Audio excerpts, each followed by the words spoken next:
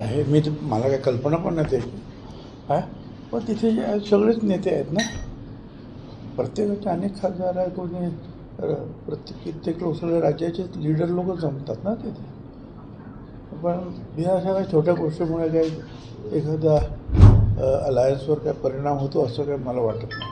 मुंडेंसाठी अनुकूल असल्याची चर्चा आहे. आनंद आहे ना त्याच्यामध्ये दुःख काय आहे मला कल्पना नाही का लावलेला आहे परंतु काही हिंदू संघटनांनी जे आहे अशी मागणी केली होती की त्याच्यामध्ये छत्रपती शिवाजी महाराजांबद्दल काही चुकीचा इतिहास मांडला गेला आहे असं त्याचं म्हणणं होतं. आता तो सिनेमा काय मी पाहिलेला नाही आणि मग त्यामुळे चुकीचं त्याच्यात काय ते मला काही माहीत नाही. हे दोन्ही विषय जे आहेत फार वेगवेगळे आहेत. एखाद्या सिनेमाला विरोध होणं त्याचं काही अनेक कारणं असतात. ती कारणं जी आहेत किंवा ते समज दूर केली गेले पाहिजे. आणि हा वेगळा प्रश्न आहे की मराठी सिनेमांना थिएटर मिळत नाही ही आपली तक्रार ही आजची नाही अनेक वर्षाची आहे. आणि खरं म्हणजे आता आपण हे मल्टिप्लेक्सेस ज्या सगळीकडे झाले ह्या मल्टिप्लेक्सेस जे आहेत ते धोरणसुद्धा मीच ठरवलं होतं आणि मीच हे मल्टिप्लेक्स जे आहेत ह्या महाराष्ट्रामध्ये आणण्यासाठी जे आहे पुढाकार घेतला होता. मुंबईमध्ये पुण्यामध्ये अनेक थिएटरचं उद्घाटन केलं होतं कारण त्याच्या अगोदर फक्त गुजरातमध्ये मल्टिप्लेक्सेस होते. आता आमची पण अशी एक समज होता की त्याच्यामध्ये 500चे काही थिएटर असतात 300चे असतात 200चे असतात. तर एखादा तुम्हाला सिनेमा असा वाटला मराठी किंवा त्याला फार गर्दी होत नाही तर ते लहान थिएटर असेल 200चं 250चं त्याच्यामध्ये लावा. चांगलं असेल तर 500मध्ये लावा 1000मध्ये लावा.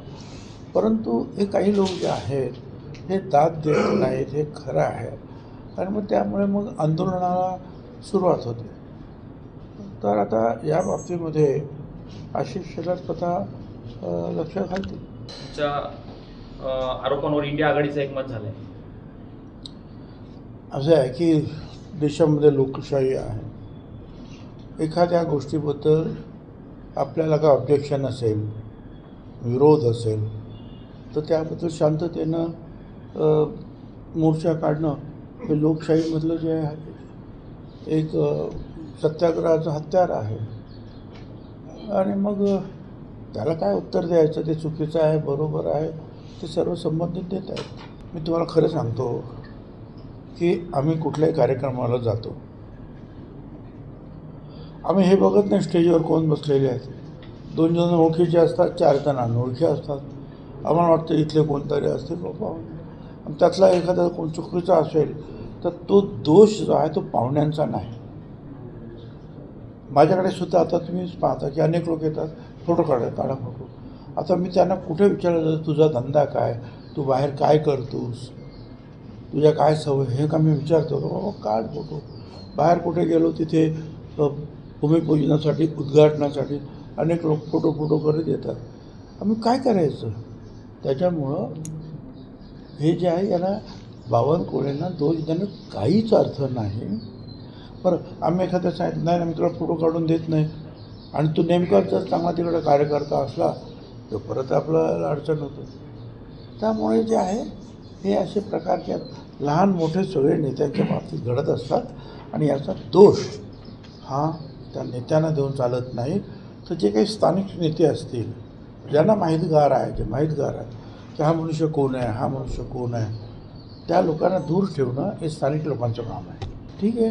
आता हे सगळं काय बाहेर येतं आहे आणि त्यानुसार त्यांचे कान टोचले जातात. त्यातून निश्चितपणे जे आहे सर्व ज्या आहेत त्या तपास यंत्रणा ज्या आहे ते काही धडा घेतील.